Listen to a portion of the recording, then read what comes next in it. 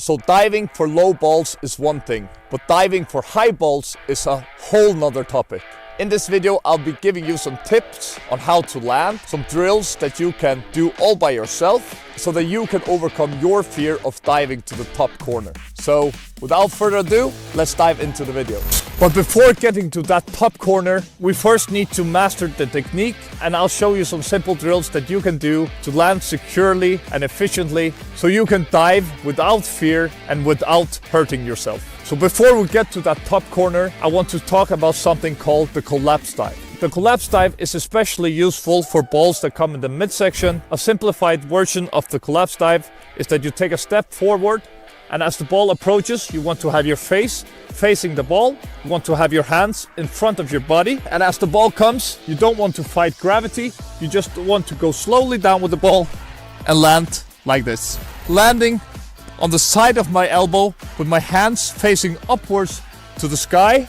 I'm landing on the side of this knee, and my entire body takes the impact of the fall. My shoulder can't get hurt when my hand is like this. If I land like this, I will ruin my shoulders and elbows. But if I land like this with my hands facing upwards, I can barely feel anything. And also, it's really important to not land on your knees, because that will ruin your knees. If you land on the side of your knees, you can barely feel it.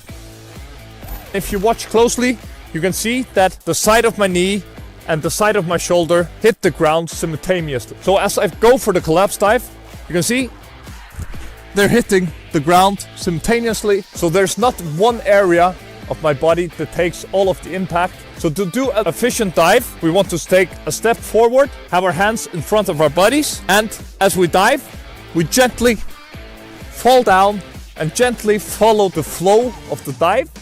And we want to practice both sides and just gently fall on the ground. It's really easy for you to practice this yourself.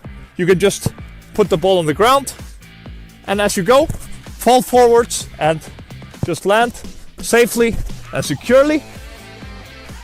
And the more your body gets used to the impact, your body will figure out there's nothing to be afraid of.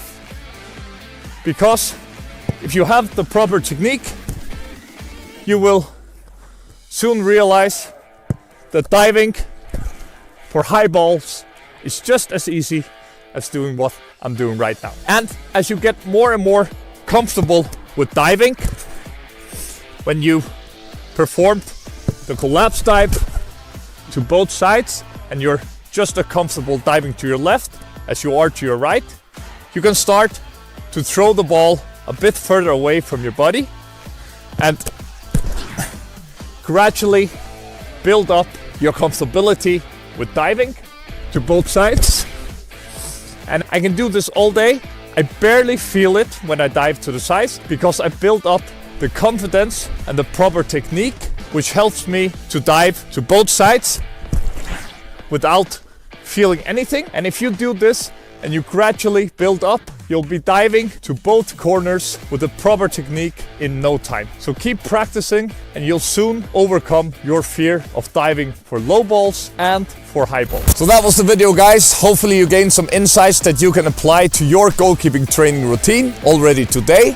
If you found any value in this video, please do like this video and also subscribe to our channel. If you have any questions about anything goalkeeping related, please use the comment section down below, and I'll do my very best to answer your questions to the best of my abilities. So thanks for watching, and I'll see you soon.